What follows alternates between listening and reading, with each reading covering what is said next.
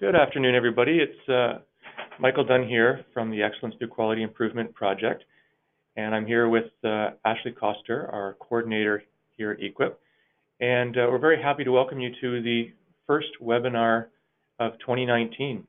And today we're going to be talking about prioritizing quality improvement in community mental health and addiction agencies, and we're going to hear some lessons learned from some pretty incredible folks. So a little bit of housekeeping before we launch into the content part of this webinar. Hopefully you can hear me. I always say that, and I say if you can't, let me know, but if you can't hear me, you can't let me know. But if you have any questions, or if you're having any trouble with the audio or the visuals, you can type it into the chat box located on the GoToWebinar panel, and we'll respond to you there and try and fix any technical issues that we should have. Similarly, if you have any questions throughout the presentations, type those into the little question box on the control panel, and we're going to save those up to the end of the webinar and then give our panelists an opportunity to respond to you then. There's also a handout too that's available for you, and that's located under the Handouts tab on that control panel. We're also hoping that folks will join the conversation on social media about quality improvement in community mental health and addiction care. And we have a hashtag that we use, which is E-QIPON. And if you go on Twitter, you can find lots of interesting comments, information, and stuff being shared about quality improvement in our sector. And we encourage you to join in the dialogue, share any exciting stories, things of interest, comments with us, and be part of that conversation. So our goals for today, really our first goal and the primary reason we're here is to learn from some QI leaders working in community mental health and addiction sector. And we're going to have two presentations today, one from CMHA Durham and one from the Royal in Ottawa, to learn about their programs and their experiences in prioritizing quality improvement and what that's looked like for their respective organizations. We're going to also quickly review some additional resources that can help you in prioritizing QI within your organization, and then we'll have some time, as I mentioned, for some questions related to the presentations today. So I'll be moderating the session, and as I said, I'm with the Excellence Through Quality Improvement Project. And we're extremely lucky to be joined by three distinguished panelists. And I'll say personally, this is very exciting for me, having had a chance to work with two of the folks here. Rena Short is the Quality Improvement and Risk Management Lead at CMHA Durham. And through E-QIP, I've had the pleasure to get to know Rena and am continuously inspired by her commitment and attention to quality. And her leadership within the organization. We're also very lucky to be joined by Dr. Susan Farrell, who's the Clinical Director of Community Mental Health Programs at the Royal in Ottawa. And on a personal note, Susan is actually one of the people who is probably responsible for me coming into this field. And we met very early on in my career, and very lucky and thankful that Susan's able to join us today. We're also joined by Robin Poe, who I actually don't know, but very excited to get to know in this session and to hear from. And Robin's a Director of Patient Care Services and Community Mental Health Programs at the Royal as well.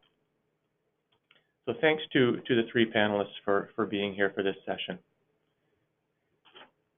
So we would like to, before we begin, if you could just type in the chat box, how many folks are joining you today from your organization for this session. This helps us to get a sense of our reach and how many people are taking part in these webinars, because sometimes there's multiple folks at one location. So if you could take a second and type in that number, that would be very helpful for us. Thank you. So by way of a little bit of background for those who may be new to these sessions, the Excellence Through Quality Improvement Project is a partnership initiative between Addictions and Mental Health Ontario, Canadian Mental Health Association Ontario Division, and Health Quality Ontario. And it's really a coming together of these three partners to help support the sector's existing commitment to providing high quality, person-centered care to our clients and families, and really to support and cultivate a culture of quality improvement across the sector. And we do that through various offerings such as coaching, support, education and training. We have an online community of practice, which we'll invite you to join at the end of this webinar. And we do sessions like this. And there's contact information that we'll share at the end if you're interested in any more of these resources or learning opportunities. We'd be happy to connect with you. So when we talk about quality improvement, it's important sometimes to know where we're starting from. So this is a definition here by Paul Batalden and Frank Davidoff. And when we think about quality improvement, and we think about quality improvement, especially in the context of today's webinar and our work, it's really an unrelenting commitment of everybody involved in healthcare, whether you're a frontline person, a senior leader, a board member, to try and not only look at how are we doing in terms of our care, but where are those opportunities to improve our care and to do things just a little bit better for our clients and families. And we suggest that everybody has a role in that process. It's part of all of our collective responsibility to try and make those improvements for the benefits of our clients. And in E-QIP, we always talk about three models really being that compass for guiding our quality improvement efforts. And on the far right, you'll see the quadruple aim, and I think that's why we're probably all usually working in this field, to try and provide the best quality of care possible for our clients, to do that in a way that's fiscally responsible, to do that in a way that's also supporting our dedicated staff in providing that care, and hopefully supporting healthier communities so that clients and their families come in contact with the healthcare system maybe a little bit less. And to try and achieve that quadruple aim, we make improvements around what we call the domains of quality. Making sure that care is safe, timely, equitable, etc. And we often employ the model for improvement as our tool belt to help us to do that. So taking a very systematic approach to look at how we're doing relative to those domains of quality and how can we improve it. And we try and test those improvement ideas using a plan, do, study, act cycle. So this is really the North Star for us in quality improvement and where it is that we're coming from. And it can be helpful to frame that before we talk about the presentations today. So with that, I'm going to hand it over to our first panel presentation, which is going to be from CMHA Durham. So Rena, it's over to you. Good afternoon, and thank you for inviting us to share with you our quality improvement program and journey. We're very happy to be participating, and we're always eager to share with the community how we do our quality improvement here at CMHA Durham. If we can go to the first slide, Mike. Maybe the second slide. So just to share what we do here at CMHA Durham, we're an integrated community mental health and primary care hub. We've been providing services to the Durham region for almost 60 years. Actually, this year we're coming up to our 60th anniversary. We provide a broad range of services to individuals and their families, services ranging from information and education, case management, housing, rehab, and primary health care. And we do this through interprofessional teams focusing on clinically based services to address mental health and social determinants of health, and we use the recovery model for that. We're very proud to be the first CMHA branch to be accredited back in 2003, and we have received exemplary standing since 2006, and hoping to achieve the same in 2020 as we come up to our next cycle here. We find that accreditation has been really a very beneficial process to our organization because it allows us to kind of assess our compliance with the national standards, as well as it's a great method to identify areas for improvement as you work through standards prior to your survey. So it really helps the organization. It's integrated throughout the organization, and we have participation right through from frontline staff up to the board. So it's incredibly beneficial in our minds, and it's really become part of our formal quality improvement program, which really works to promote continuous improvement to services. Next, please.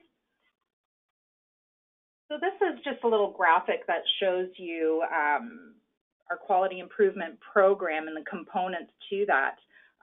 To support our quality improvement here, we are very fortunate to have an established quality improvement program where we can integrate and coordinate all the quality improvement, risk management, safety, and utilization activities for all the programs under CMHA Durham. So we're very fortunate to have this program embedded into all the other programs and activities throughout the organization.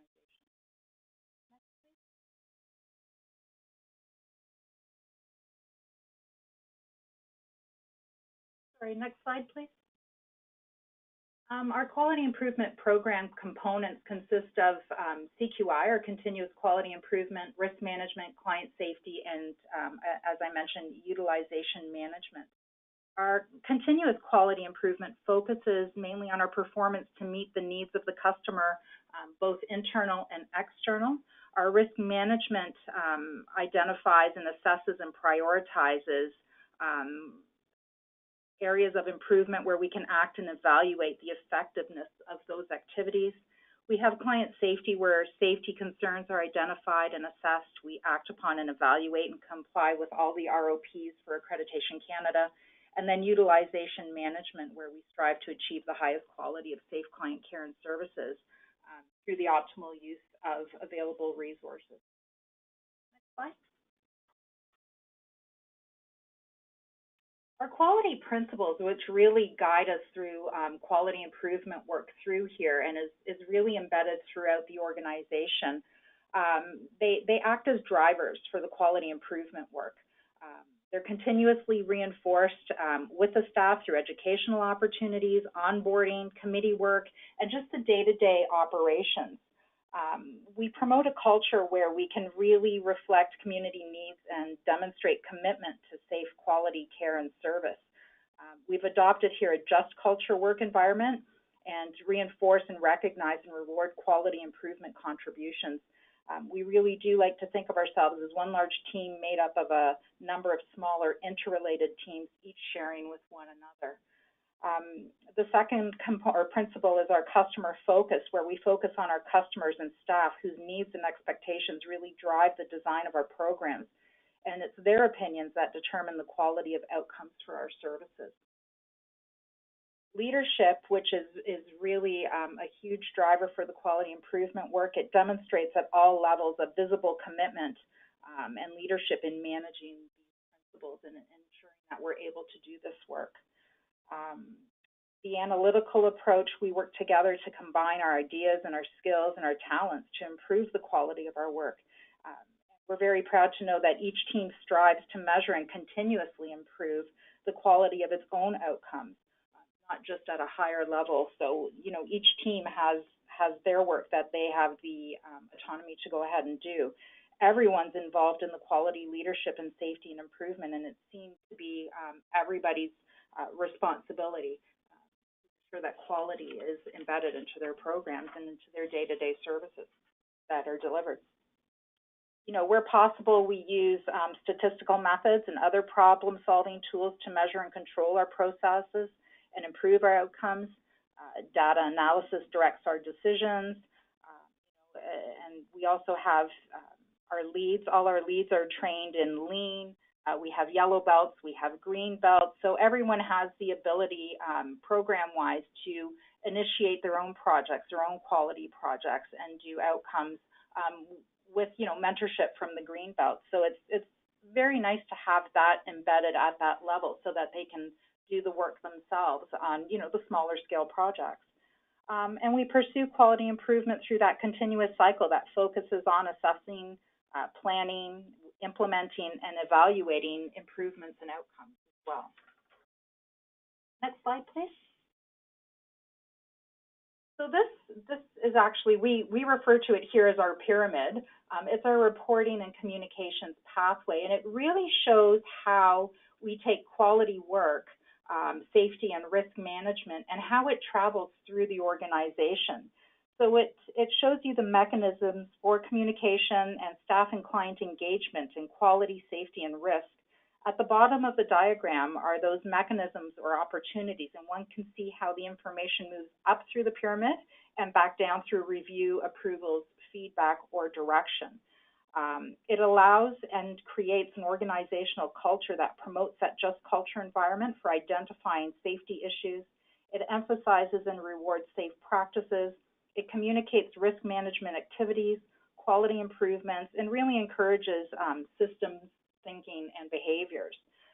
It's through this communication pathway that we're actually able to spread learnings, we can share concerns, initiate small and large projects, and obtain feedback for sustaining those improvements.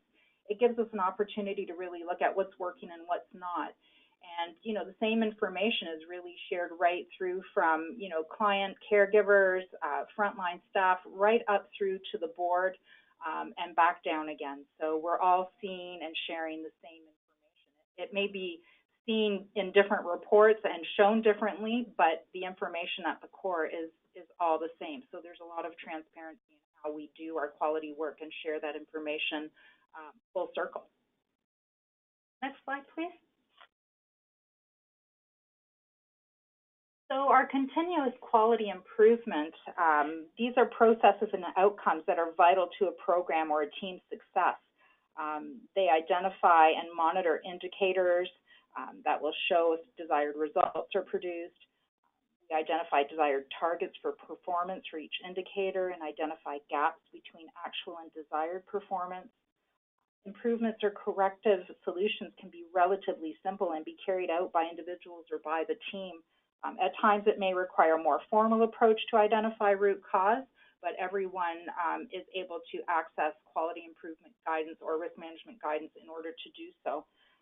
Improvements are documented through various reporting tools. We have teams using E-QIP project summaries, which I'll get into a little bit later on in the presentation. We have quick wins, and these documents can be and are usually shared between program leads and or the teams and throughout the organization. And we're able to continue to monitor the improved processes. Next slide, please.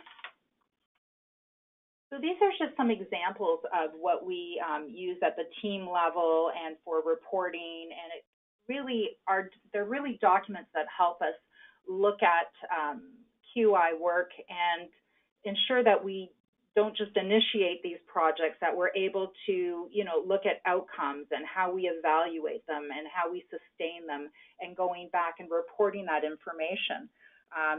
So these tools actually help the teams and the programs to identify gaps and areas of concerns. They can develop strategies to mitigate and or reduce risk or harm or gaps and the impact of those changes and the outcomes and evaluation. Now, these tools can be initiated by the program. They can be initiated through, you know, information that's shared at various committees. You know, it can be initiated by the QI and risk management department by way of indicator reports, incident reports. It could come from complaints or concerns and anything that's developed through that, and committee feedback. As I had mentioned, all senior management and the majority of leans in the organization are Lean Belt Yellow certified, and they're able to initiate and run these projects, bring in their teams or interdisciplinary teams is usually the way I like to promote QI work. Really allows for that perspective from individuals from across the organization. Information collected through the use of these tools are reported to our department, QI and risk management, on a quarterly basis, and they're reported up as demonstrated through their communication pathway that we showed earlier on. So these reports, for example, the risk assessments and the quick wins, we gather all that information, and it is shared right up through to our quality council. So everyone is seeing the work that's being done. They have the opportunity to share. They have the opportunity to see expected results versus actual results, and then, take some of these initiatives and move it into other areas of the organization. Again, it allows us to share the learnings as well as identifying and linking similarities in other areas of the organization. Next slide, please. We also use a quality improvement plan for the organization. This really assists us in identifying key issues and plan improvements through targets and actions. With the use of using E-QIP, we're able to ensure delivery of the highest quality of care and services. It's regularly reviewed and revised annually and reflective of the quality dimensions, and we also take a step further and we align it with our strategic plan and objectives so that we can achieve those results. Next slide. Through our risk management department, we have a proactive process that provides that framework for identifying risks and deciding what to do about it. So again, ties in very closely with our QI work because we're looking for gaps and areas of improvement through that. The mechanisms to identify are through things such as, inspections. It could be failure modes activities, root cause analysis, audits, survey results. So there's quite a variety of tools that we can use and areas that we can look at to look at activities that we can gauge and monitor.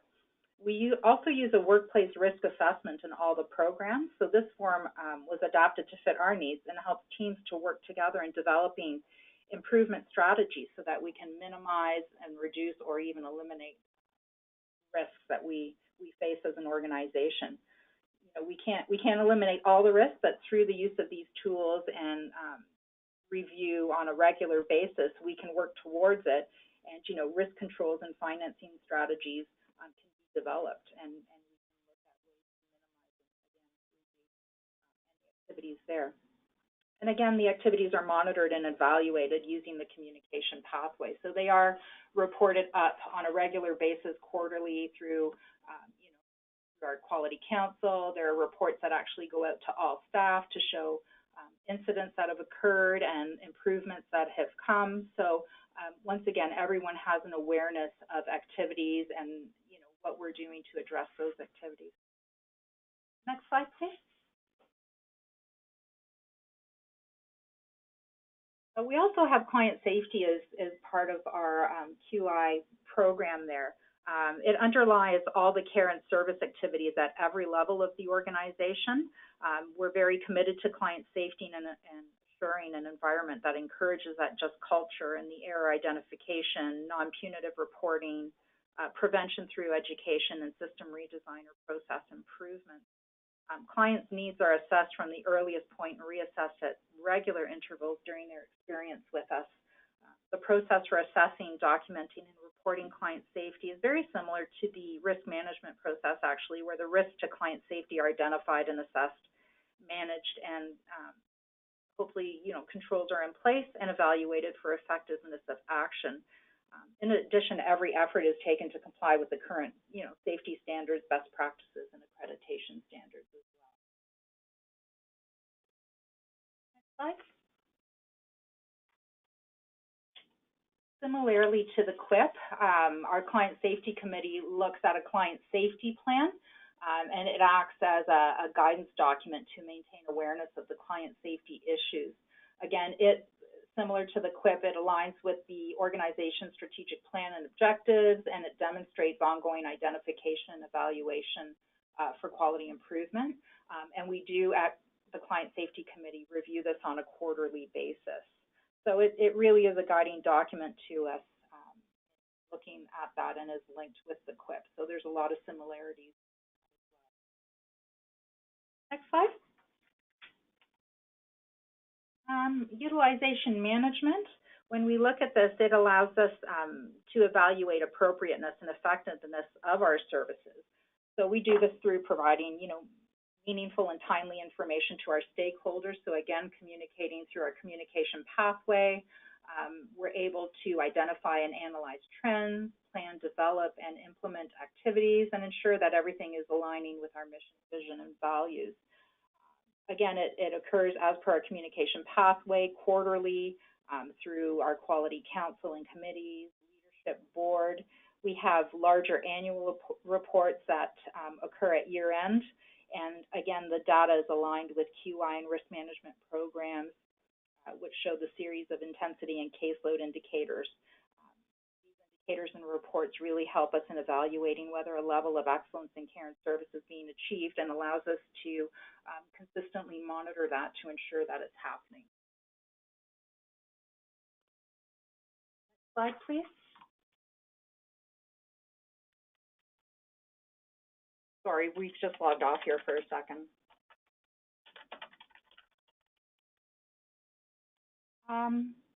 So this was very beneficial for us.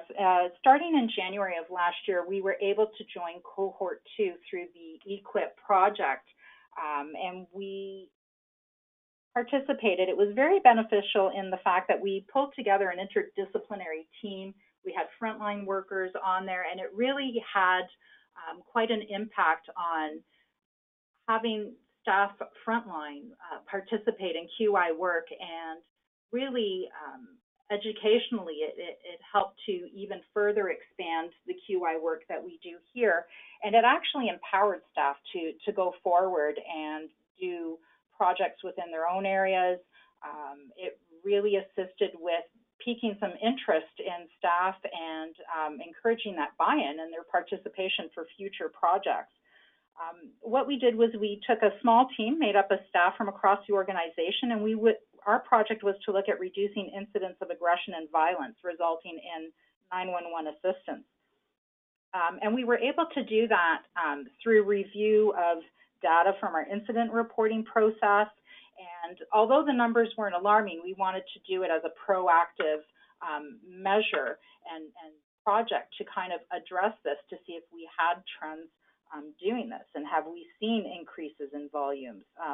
What can we do to address that? And it really helped us dig down and look at it, not just from our perspective, but that of the client. So it really opened our eyes in knowing that quality work just wasn't done from our side of the fence. It was also taking clients and caregivers and having their voice be heard, and allowing them an opportunity to participate in any design or improvements that we had.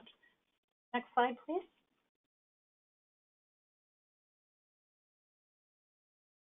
So one of the tools we did that we discovered that was new to us was emotional mapping.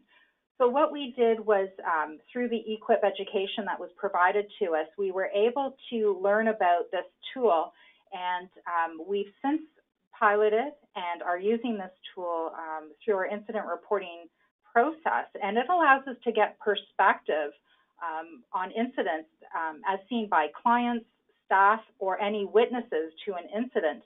And we're able to kind of see perspectives and then link those similarities of, what was the pain point through that incident. So we found it to be actually very beneficial to see that there were a lot of similarities.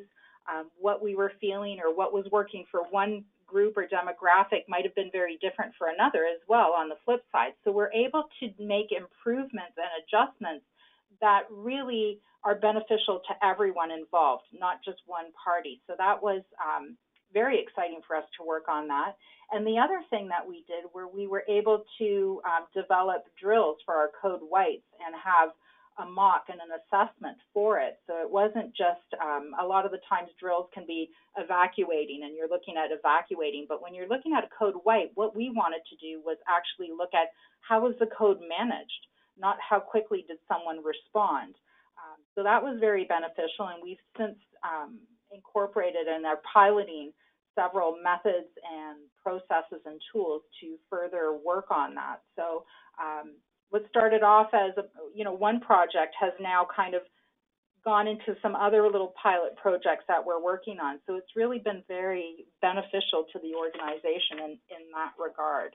And I would highly encourage, the opportunity to work with E-QIP as it really did pique the interest of staff that are not familiar with it and look at how improvements can be made throughout an organization. And when you're looking at improving for one group, whether it be clients, caregivers, or staff, how it impacts the others, and you can really benefit right across the organization through your clients and even community.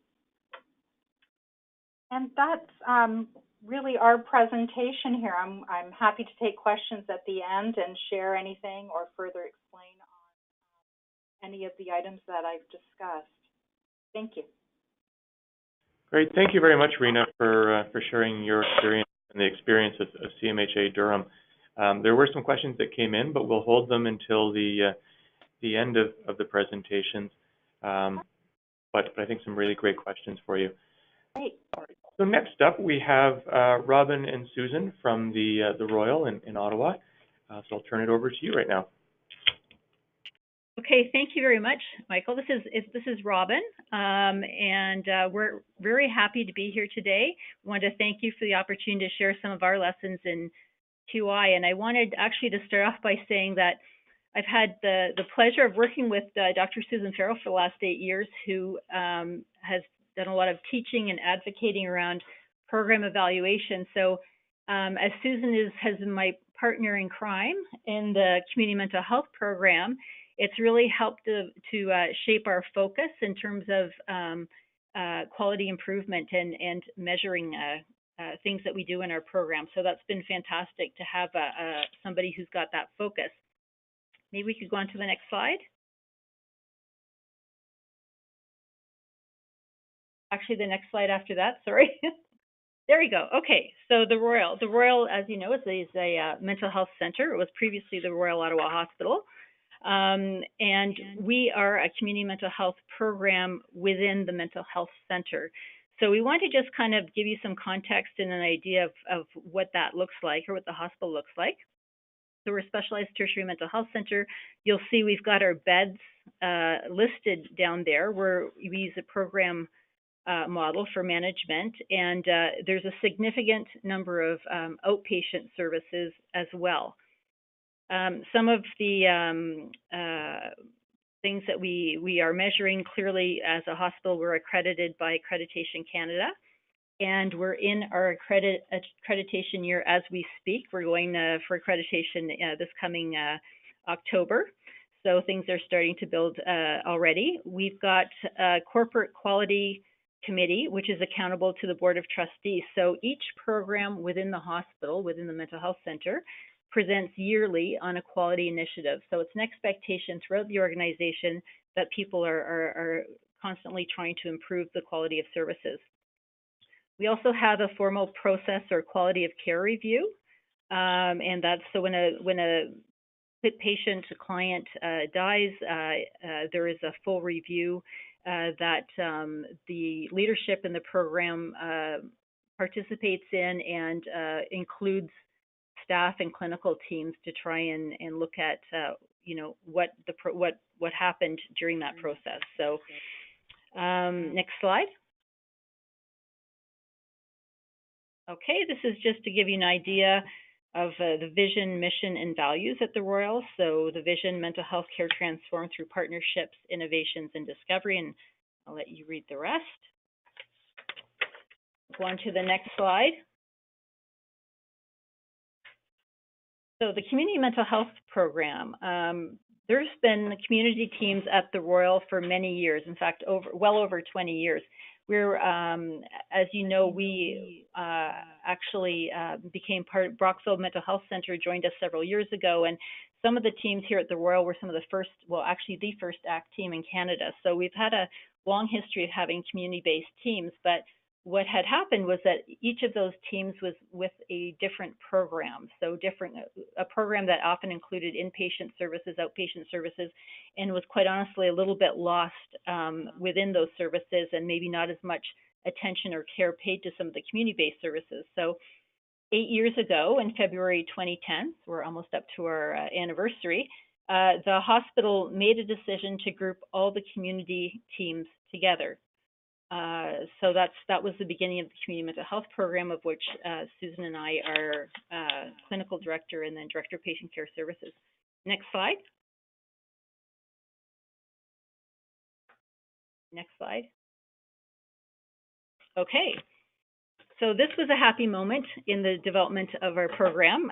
We had a couple of different locations here in Ottawa, and 2 years into the program, we ended up moving into this mall. So although we're part of a mental health center, we're actually located in the community in a mall. The advantages would be that it's a great transportation for clients to get here. We're outside of the hospital, and for a lot of people who attend our programs, they have mentioned that they still feel sadly a significant amount of stigma attending, for example, or getting off the bus in front of the Royal Ottawa Mental Health Center, whereas there's a certain amount of anonymity coming to get their services within a mall. At the same time, it's kind of neat that there's a significant clustering of community mental health services located in a neighborhood mall. So this has been like a great move for our program, and like I say, and it's been great for staff too, but it's been fantastic for clients, and we've had a lot of positive feedback about it. Maybe if we go on to the next slide. Okay, so this is really the slide that gives you an idea of the different services within the community mental health program. So many of these teams, just to be clear, many of these teams serve people with both mental health and concurrent disorders. We also have a significant number of services that are specifically for people who have a dual diagnosis. So this gives you an idea of the continuum. We've got on the consultation side, we have a regional dual diagnosis consultation team, which works across the entire LHIN, so the whole Champlain region from Pembroke down to Cornwall. We have an outreach team, which works with homeless people, who actually works primarily with agencies. It's agency driven, so that we have about over 30 agencies that that team responds to, and they'll go down and assess and work with the frontline staff, helping people who have a mental health issue or addiction issue. So those are kind of the shorter term consultation sorts of services. Then we also, on the other end, we have longer term services, which provide treatment and support. So we have 3 ACT teams. 2 are in Ottawa. One of those ACT teams is located in Brockville, and it serves persons with a dual diagnosis. And we also, about 3 years ago, launched into the brave new world of flexible assertive community treatment teams. So we have a FACT team that is specific to persons with a dual diagnosis. So that's been a really interesting and certainly a well-needed, a really necessary service in this LHIN, as there were no real treatment, community-based treatment teams for people with a dual diagnosis in the LHIN. So it's been a very kind of needed and well-used service to date. We have other models of service within our program. We've got CTO coordination that's part of our program. We have women's mental health that does a lot of capacity building with providers in the community and within the hospital around issues specific to women's mental health issues.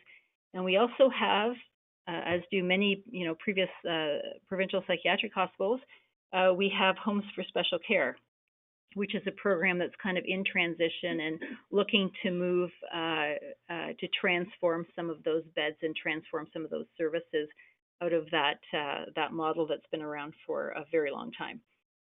So that's, I think that's kind of gives you an overview of the different teams that we have out here. And I'm going to let Susan, I'm going to hand it over to Susan at this point. Thank you, and thank you for this invitation. We're going to speak about our model of using quality improvement and utilization management within the context that Robin just described of multiple teams. In our program, it's a little bit different than some of the other programs or the broader corporate quality initiatives that are there. We are certainly governed by those, but we think of ourselves in a program as a bit of a quality incubation model. So we're sort of all hands on deck to grow great ideas and then see them launch in other places. And probably one of the things in the quality incubation model that we're most proud of is the learners that we are able to produce. And I think Michael Dunn, the moderator of the call, is one of our best examples of success of that. I won't admit, because it will quickly age me, how long ago it was that he was with us, but he was a great example of a research student coming, learning lots of things, and then continuing to learn in his own journey in other places and set up wonderful initiatives like this. In our program, we have the really decided belief that quality is in fact everyone's business. That doesn't make us unique, but it makes us very specific in terms of how we structure many things. Now, part of this was developed in part by necessity. We don't, in fact, have dedicated resources, so governance comes through the governance of the program, but the expectation is, in fact, for a continuum of involvement in all clinical positions.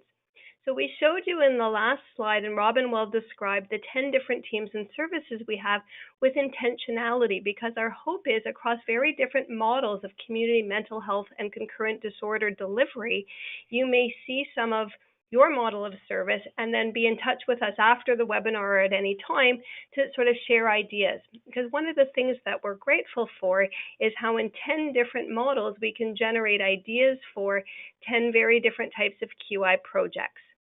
So what does it mean to be a non-dedicated resource incubation model? Well, simply put, quality is everybody's business. So all clinicians have an expectation to participate on the continuum of quality improvement. People are in different positions based on both their experience with this, but also importantly with their observations of this.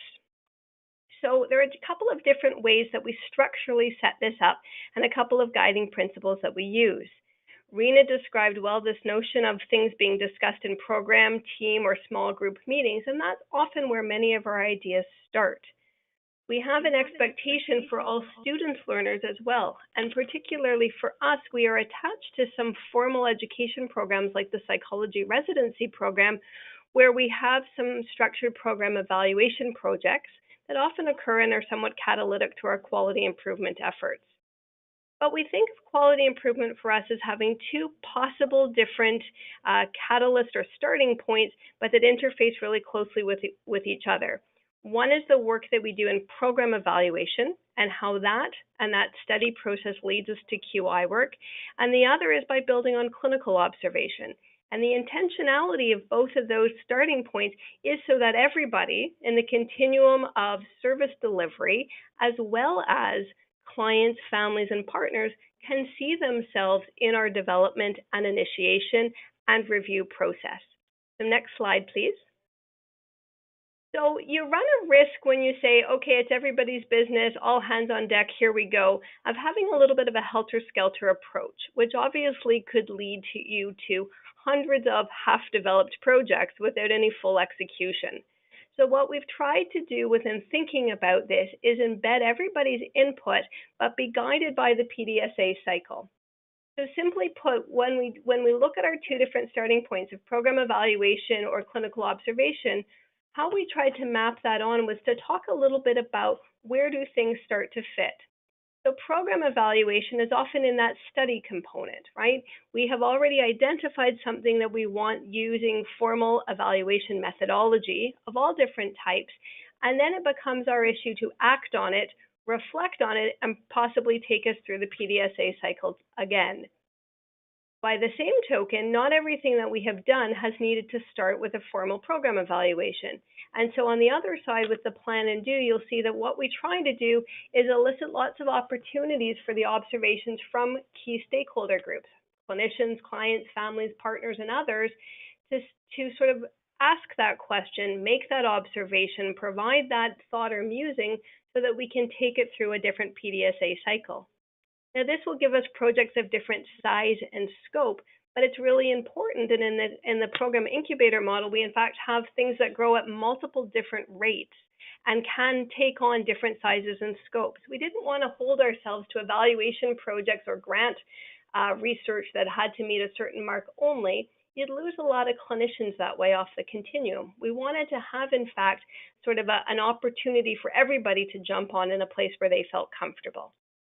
So I'm going to give you just a quick walkthrough of some of the different project examples we have. It's going to seem like a pretty quick overview, but the intentionality of that is to line it up to the different models of service we have, so that if you've got a similar model or you want to talk offline another time, we can do a deep dive later or even in the Q&A period. The next slide, please.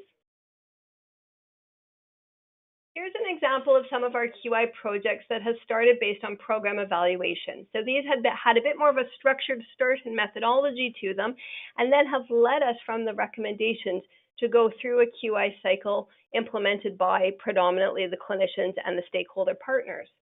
Our psychiatric outreach team, or a team that serves people who are homeless and vulnerably housed, was taking a look at partner satisfaction.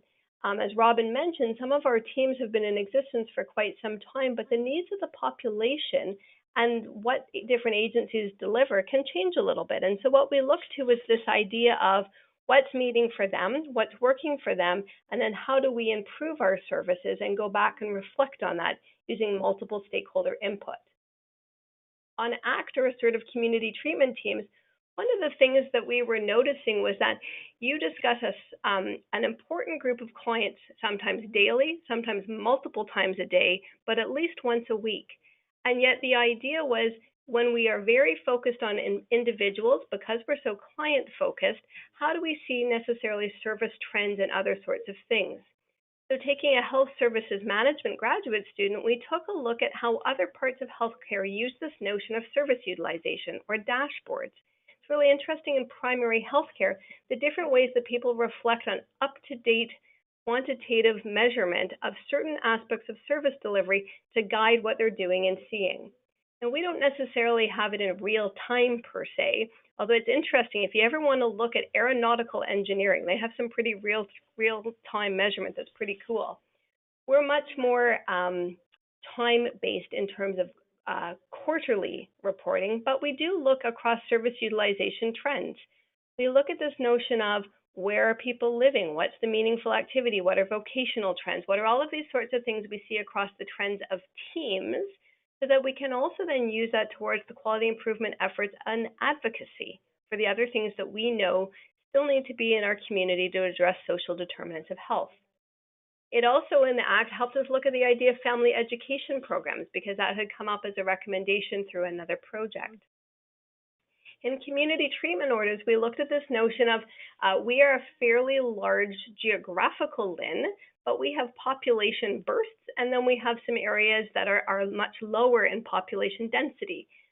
The mandate is to have a regionalization in the program of community treatment orders. So this really let us reflect on this and then build some QI initiatives in terms of how do we serve an entire LIN region with very different needs. And then in dual diagnosis, one example was looking at staff skill mix, as we were looking to things that most healthcare services struggle with, like wait list management and really active and effective triage systems. Looking at the notion of who is in our staff skill mix, who are the people who are engaged in what activities, and most importantly, what are the activities being asked of us by our community over time. Next slide, please. So to contrast, or to complement, we have QI projects with a clinical observation base. So one of the things on ACT teams is a 24/7 operation, and having people come in at different shifts and times was the notion of safety. Safety for clients, safety for providers, safety considerations from certain environments, because we deliver our services out in those environments. And so the development of safety huddles, and one of our managers has done a tremendously great job of implementing this as a QI project, but also then taking it that bit further and empowering other teams, both in partner agencies and across parts of the province, to use this methodology as well. Using clinical observations from colleagues across the province, we had the benefit of working with St. Joe's Hamilton and actually their forensic program, who do an aggressive incident scale as a way to have common language to talk about possible trends and escalation in folks, but have the same language to define, measure, and manage types of risk for clients in community settings. And so by doing this, we were able to notice that we had different ways of talking about things, because humans have fallible judgment and immediate reactions and all of the appropriate things, but we didn't necessarily have an objective way to do this. So we worked with partners to modify this and then to take it across multiple settings so that our community partners use this language, we use this language, and we're all able to speak with some similarities to measure the effectiveness of quality improvement changes to the way that we manage, mitigate, and prevent some risk in community settings. And then the last one, based on clinical observations, came from a really talented group of nurses who took a different way of approaching the accreditation requirement of medication reconciliation to fit in the community context. It isn't lost on us that we are importantly governed by a hospital structure, but being sort of those community teams in the mall, we don't always fit the hospital practices of how things need to happen. So our pretty clever group of nurses developed their way of doing medication reconciliation that absolutely met the standards, but in fact, their ingenuity took them a step up, and we were really proud of them to win a corporate quality award for innovative approach within a community setting. So all that to say, take a clinical observation, this isn't quite fitting, get a group of clever minds together, talk to others, talk to stakeholders, see what's happening, take it further, and then evaluate it, and then disseminate it. So taking it through the PDSA cycle, but also to important outcomes. The next slide, please. So our internal mixed model has a couple of key issues that we want to present in the next two slides.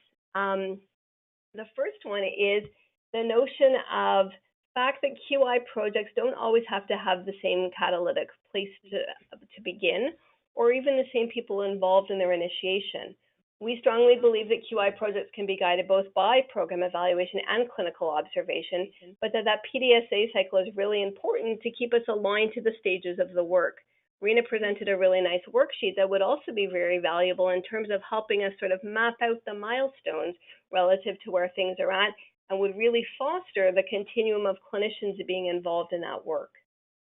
We have found that having an internal QI culture and an expectation of everyone's involvement in the incubator culture, it creates a slow but steady understanding of the preparation. So what I mean by that is, it is definitely, if you've ever had to do a project quickly, you know that the more hands in the project does not necessarily bring you faster to the outcome. So sometimes it can be a little slower to have everybody involved, but we strongly believe in this notion of embedding it in the culture. And it also helps everybody understand, where do ideas come from? People don't want ideas landing on them. They want to feel like they were involved in the preparation cycle of that.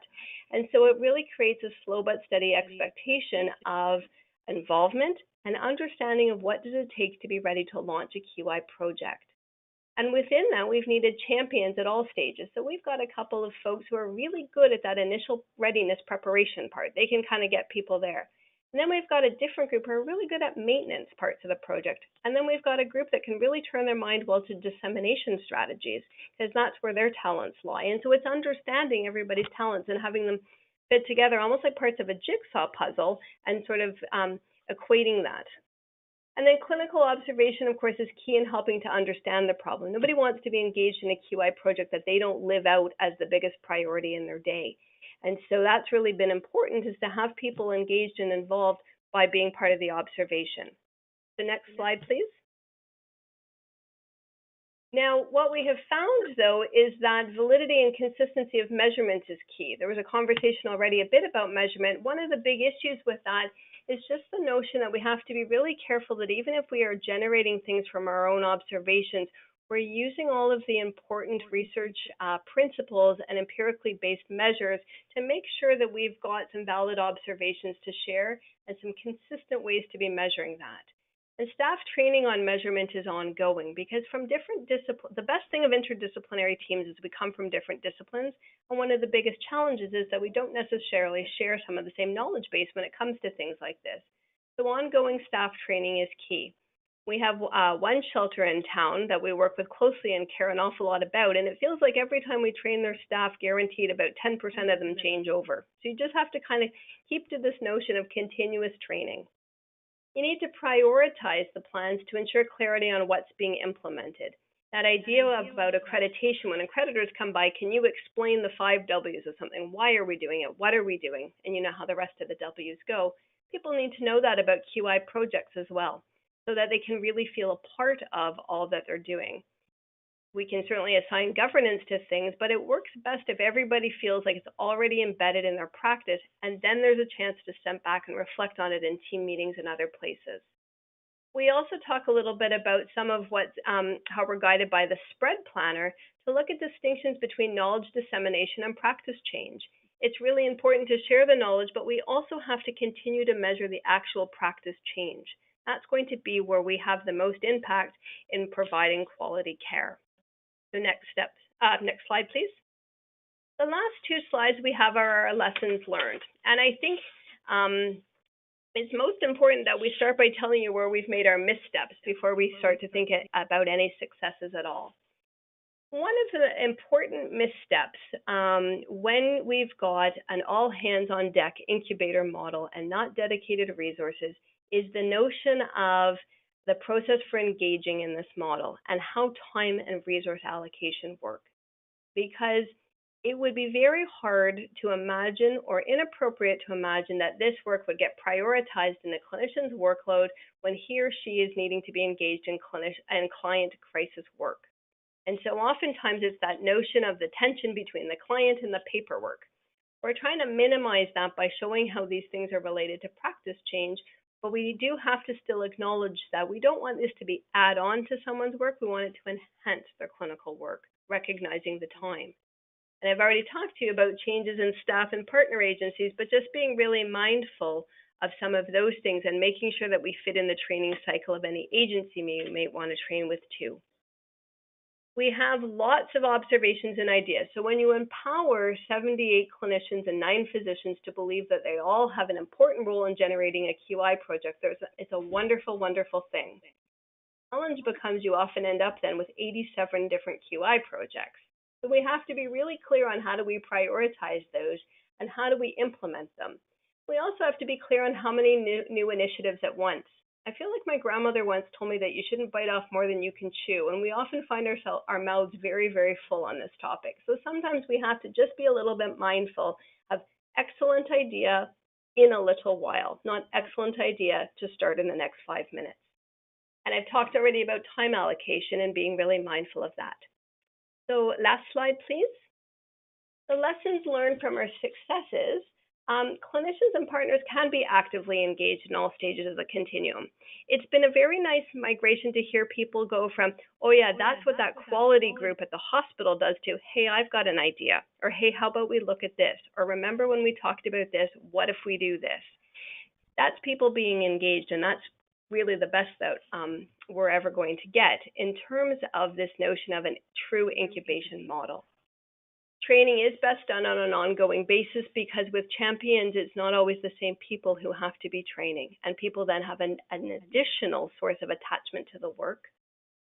Saving time in meetings for the dissemination and discussion of practice change. So it's not just for us sharing back the results. It's, okay, so what are we going to do about this? How is this going to look different? In the life of Susan Farrell, the client, what are we going to do differently? What about John Doe's family relationships? Those sorts of things become the practice change in conversations as well. And then this notion of reporting up to corporate culture. So showing continuously how what we do here, as we say, out in the mall or out in the community, does align with corporate hospital culture and quality work. Some of the reporting bodies Robin spoke to as well, but making sure that the work can continue to be recognized as different, but also valued. Next slide and last slide, please.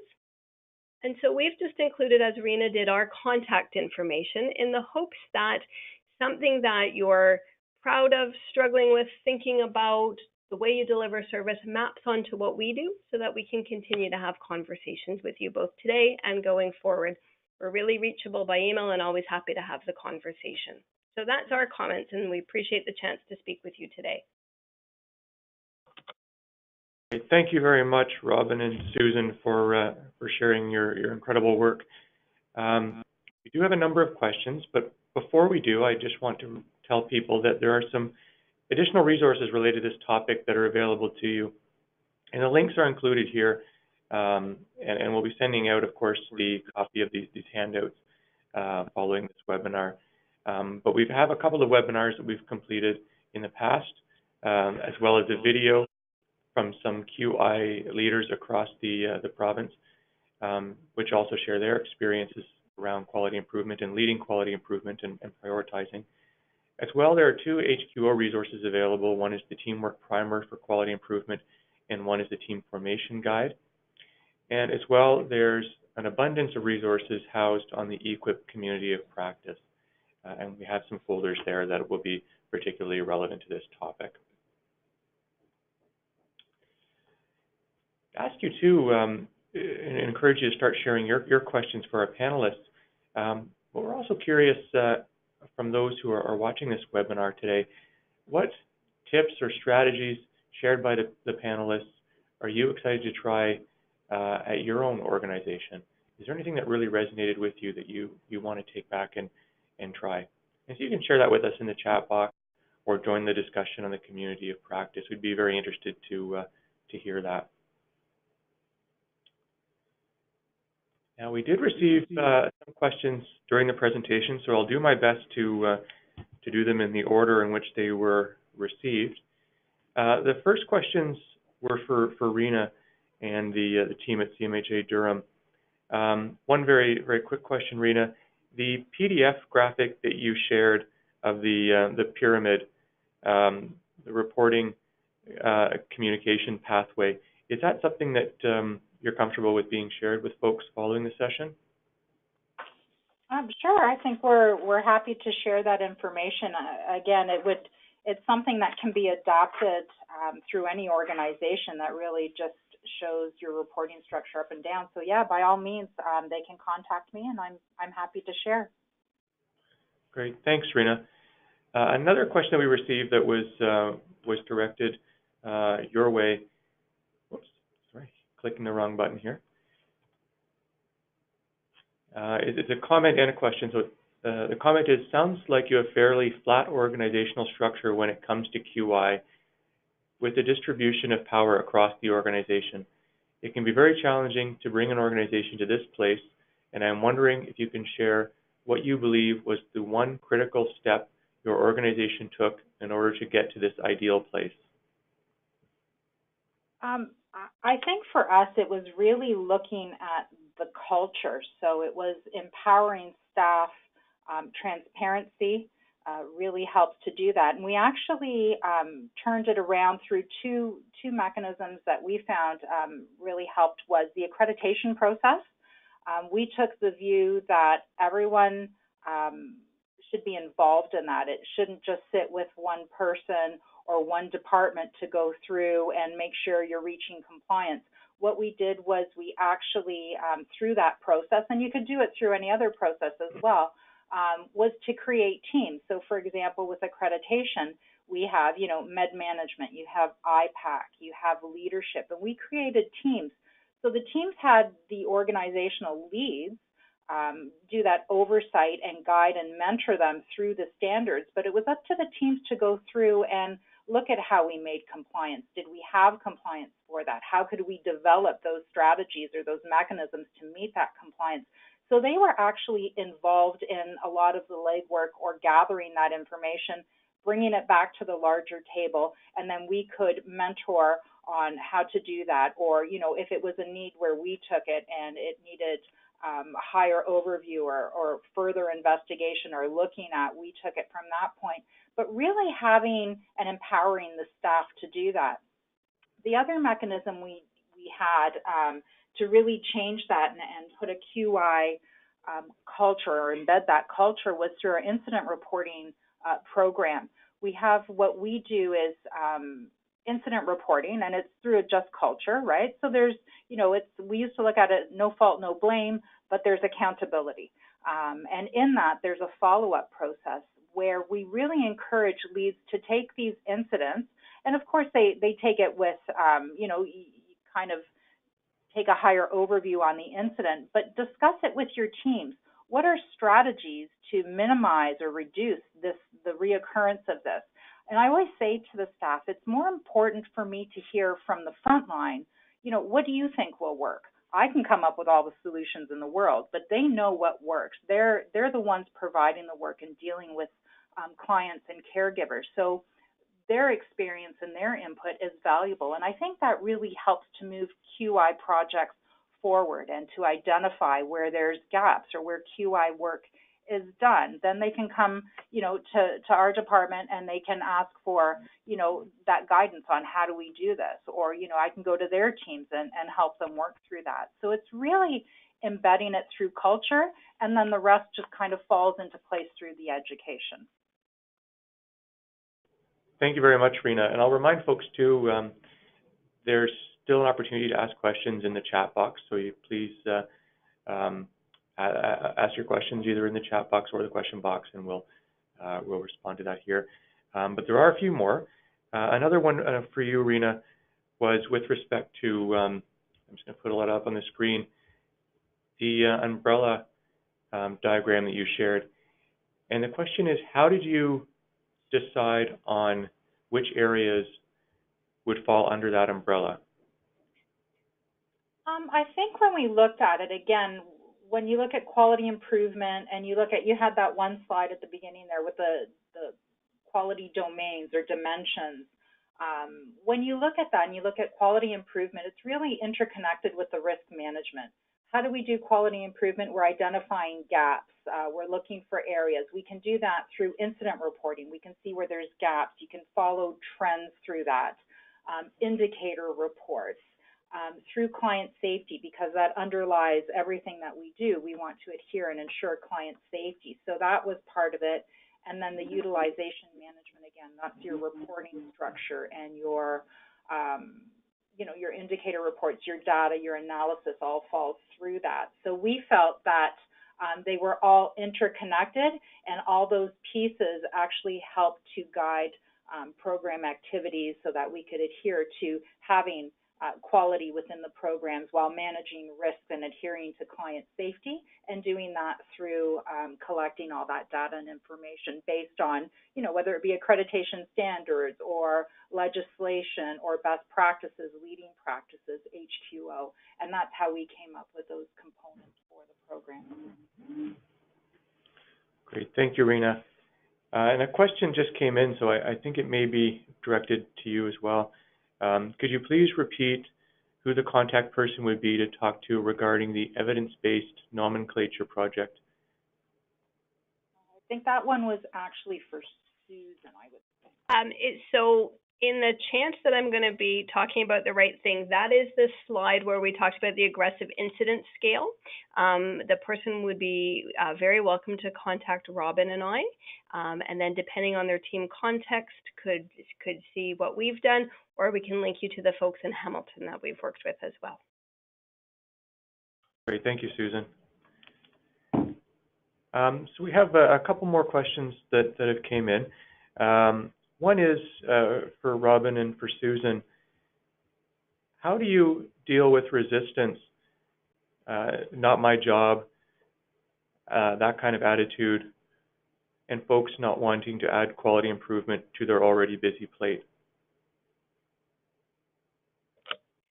It's a great question, and I think there isn't one solution. So one of the things that we do is we flip it the other way around, which is somebody who doesn't want to see quality improvement through clinical observation must be suggesting that everything is just as it needs to be.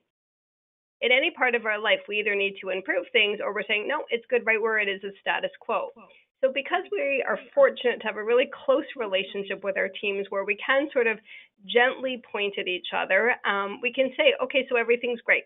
There's nothing needs changing. Everything's perfect, exactly as it needs to be. So you can hear the smile in my voice because you already know your own colleagues would say, well, no, not exactly. Okay, so if we needed to change something, where would we start? And okay, now we've discovered 800 things to change, but where would we really start? What's the prioritization? What role would you have as a street outreach nurse, as a social worker on an ACT team, as a this, as a that? You fill in the blanks. What would be your role in that? And because, and it's been said many times already today, it's linked to the important parts of that QI definition you shared around better performing systems and improved client outcomes, most people then see at least part of the role in it for them. Lots of folks do not want to sign up to be what we call capital R researchers, but everybody wants to contribute to the notion of improved outcomes and a more efficient system because they're also part of the system. That really helps to distinguish it from the your activity, my workload, and how am I going to play our role in this, the role or the size of the role to be negotiated. Thank you very much, Susan. And another question, I think kind of along similar lines, is have you experienced any discrepancy between priorities raised from frontline staff and priorities coming from the top down? That's an excellent question, and not to sound trite about it, probably all the time is the best answer. And so what we try to do is have a little bit of a mix of both. So sometimes some of our program evaluation priorities come from the things that governance above us tell us we need to be looking at: wait times, volume, satisfaction, those kinds of things. And then some of the other ones can come from the clinical observation side, or what is it in a small group meeting we're thinking we'd like to try a bit differently or think about a bit differently. And that's showing both sides of the PDSA cycle, is how we try to show the balance of both and have sort of both things going at the same time, some larger formal projects, but also some smaller things that we can do as well. Great, thank you very much. And we'll just give folks another minute or two for any additional final questions before we move on to some resources and upcoming webinars. And I'll be selfish and ask one question because I know you both, and you're both very strong leaders, as I'm sure Robin is as well. Is there anything, as a leader who's a real champion of quality improvement, is there any snippet of advice that you'd give to others who are in a leadership position and really trying to get that ball rolling in terms of moving the quality agenda forward? I think it's really about empowering your staff and letting them have that voice to, ask the questions or to raise concerns or to do that. And we're very fortunate that our CEO actually goes around to the teams and she'll ask them, if there's any concerns, and they're able to have that conversation and speak to the CEO. And we really do have that leadership that supports the QI work that's done through here. And staff are able to see the value in that. And when there's that transparency and that openness to communicate or to report or to participate, because we try to make every accommodation for those that are interested in participating to do so. And I think when you empower the staff, you really get that buy-in and that, I guess, cooperation and that eagerness towards doing the quality work. Once they get involved, it doesn't necessarily have to be, because it has that little bit of a stigma to it, to be kind of some dry work sometimes for those that aren't familiar with it. And once they get involved and they're doing it, they're actually quite excited and quite eager to participate, and they can see the outcomes and, the benefits, and they can see where, maybe it didn't work, maybe we have to tweak it. So it really empowers staff, and that really gets them the knowledge and the basis and the foundation to go ahead and do other work as well within their own areas. So I think the key would be really empowering and giving them the opportunities to participate or come forward with concerns and sharing information with them as well, and allowing them that input for improvements. Thanks, Rena. How about from Robin and Susan? Any advice? Yeah, hi, this is Robin. I think one of the things that we've tried to do in our program is make sure that clinicians have opportunities to kind of share their work and their involvement with the rest of the program, but also when possible at say the Provincial ACT conference, or we've encouraged them to put posters together, posters for accreditation, etc. So, and there have been some opportunities within the organization for people, like Susan was saying, that the nurses had won a quality award. We've had people have won, teaching mentions and so on. So I think, even something as simple as, we try at our community mental health program meetings have teams share updates or share things that they've worked on, right? And that the staff, frontline staff themselves, feed that back to the rest of the rest of the group. So there's a sense that people across the program understand that the level of involvement and commitment by their team members, and that's worked really well for us to have them kind of be front and center with the presenting the results.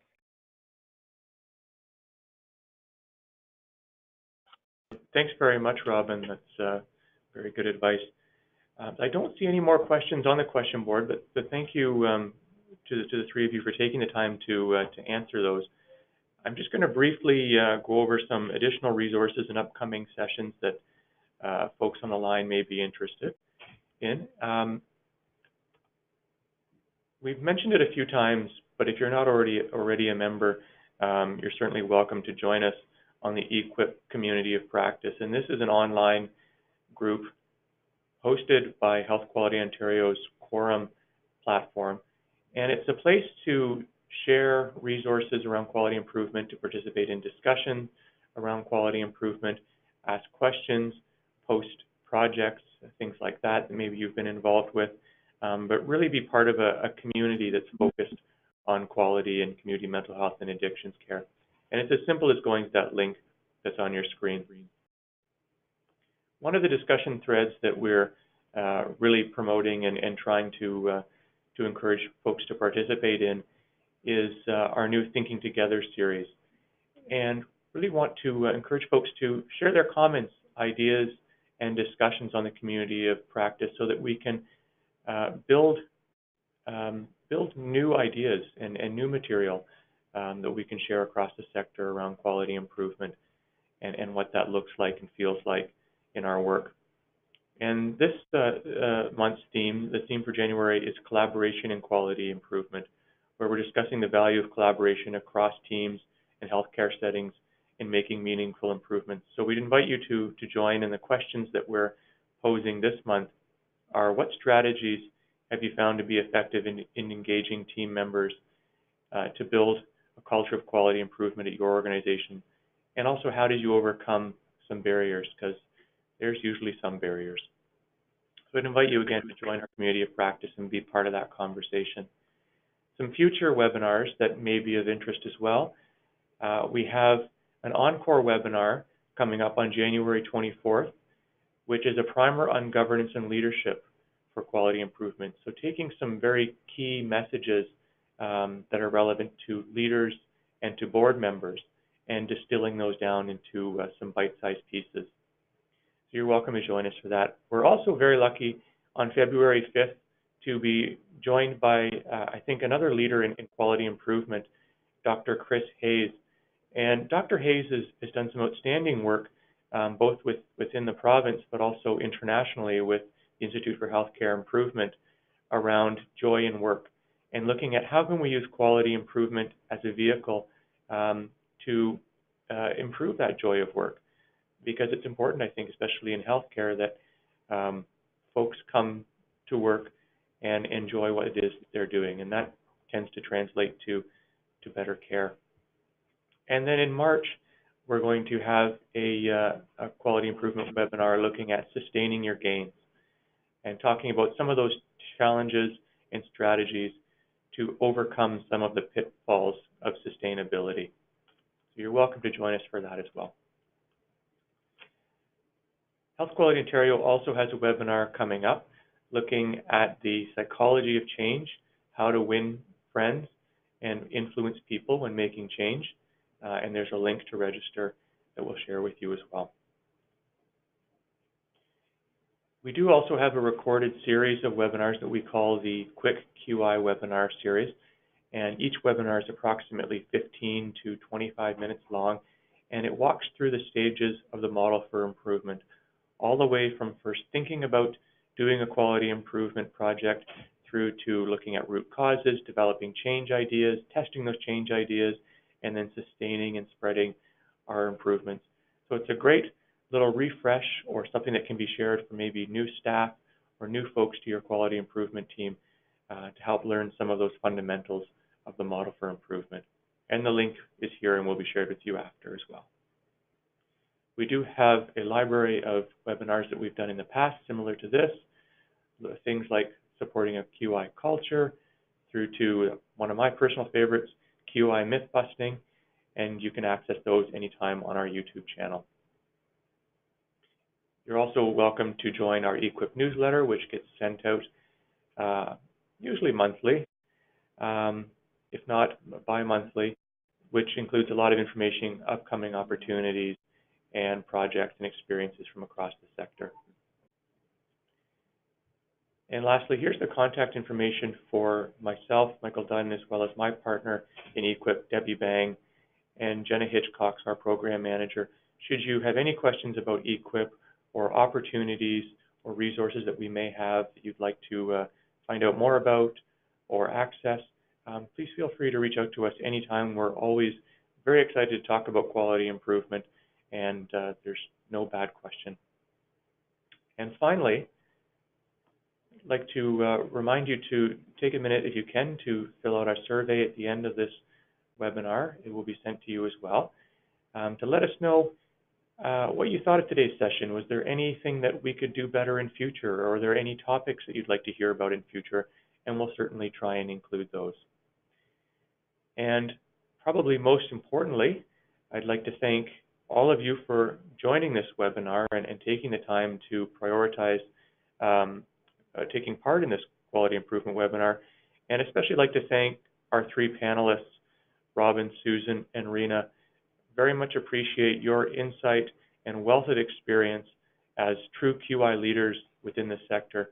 It very much strengthens our collective effort, I think, to promote that shared culture of quality improvement across the mental health and addiction sector when we can hear from leaders about their experiences such as yours. So thank you very, very much for taking the time to join us today. Thanks, everybody, and goodbye.